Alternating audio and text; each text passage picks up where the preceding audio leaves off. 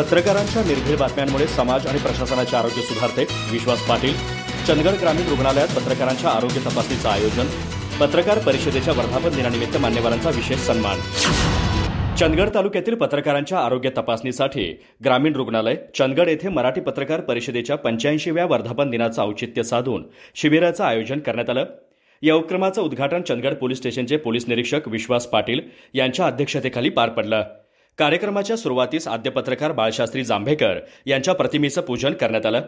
Police निरीक्षक विश्वास पाटील यांनी पत्रकारांच्या निर्भीड बातम्यांमुळे समाज आणि प्रशासनाचं आरोग्य सुदृढ होतं असं मत व्यक्त केलं. त्यांनी चंदगडच्या पत्रकार संघाचं कार्य आणि योगदान कौतुकास्पद असल्याचं सांगितलं. यावेळी नायब तहसीलदार हेमंत कामत यांनी पत्रकारांना लोकशाहीचा चौथा स्तंभ म्हणत त्यांच्या कार्याचं महत्त्व अधोरेखित केलं.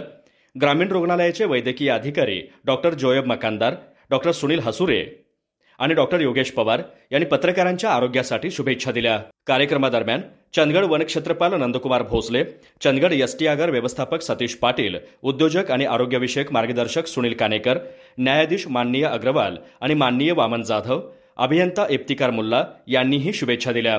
मागील वर्षभरात पत्रकार संघाचे अध्यक्ष श्रीकांत पाटील, दैनिक पुढारी यांना राष्ट्रीय दीपस्तंभ जीवनगौरव पुरस्कार, सीएल न्यूजचे संपादक संपत पाटील यांना महाराष्ट्र अचिव्हर्स सोशल अवॉर्ड, तर चंदगड टाइम्सचे संपादक संतोष सावंत भोसले यांना आचार्य अत्रे उत्कृष्ट पत्रकारिता पुरस्कार मिळाल्याबद्दल त्यांचा मान्यवरांच्या हस्ते विशेष सत्कार करण्यात आला.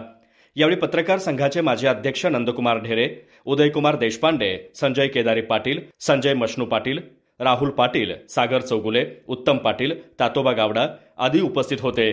कार्यक्रमाच्या यशस्वीतेसाठी ग्रामीण रुग्णालयातील आरोग्यसेवक चंद्रकांत देसाई, सुप्रिया कांबळे, पूनम कांबळे, प्रयोगशाळा तंत्रज्ञ राजू चौगुले, आदिनाथ फार्मासिस्ट, सिक्युरिटीचे रवळनाथ गावडे आणि इतर कर्मचाऱ्यांचं योगदान महत्त्वाचं ठरलं. कार्यक्रमाचं सूत्रसंचालन माधुरी सावंत भोसले यांनी केलं. आभार साप्ताहिक सत्यघटनाचे संपादक राहुल पाटील यांनी मानले.